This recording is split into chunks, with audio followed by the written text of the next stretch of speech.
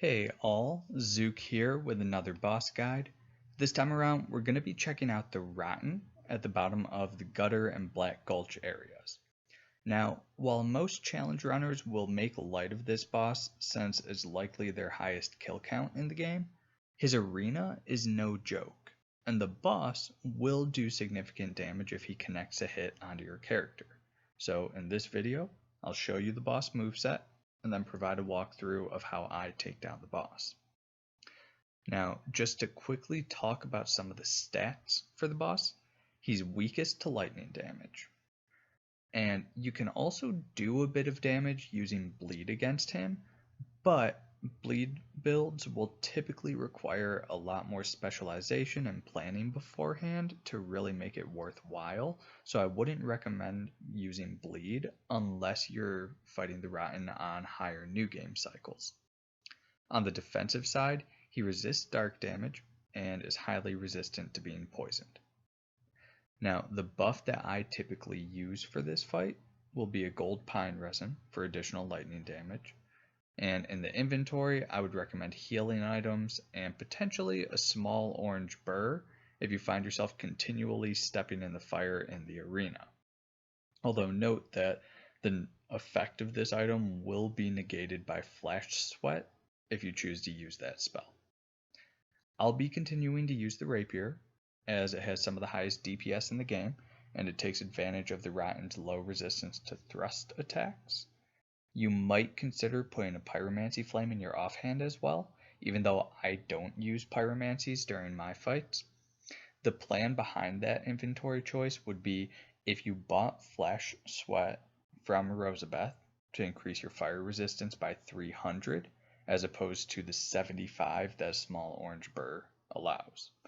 Note, you can find the Dark Pyromancy Flame just past the first bonfire in the gutter, so you don't necessarily have to get the regular Pyromancy Flame from the Flexile Sentry before attempting this strategy. Lastly, I have the standard 4 rings equipped. Ring of Blades and Old Leo increase my damage, Chloranthy improves stamina recovery, Silver Serpent's pre-equipped just to give me more souls at the end. Another two options which might be worth looking into on the defensive side would be the Flame Quartz +1. You can get that in the Salamander Pit and Forest of the Fallen Giants. Or if you've already fought Freya, then the Dark Quartz +1 can be found when you kill Duke Seldora after the Freya boss fight. But with that, let's go ahead and check out the Rotten's moveset, followed by a simple fight.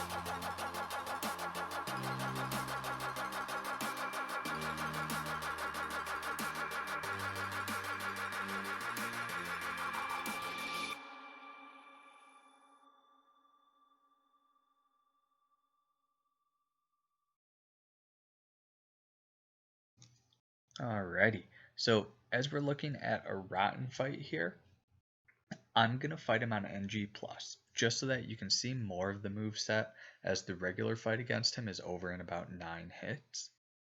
But you're going to see me come into the boss fight, and the overall strategy here, hesitate a split second after you see him raise an arm, then roll into the attack.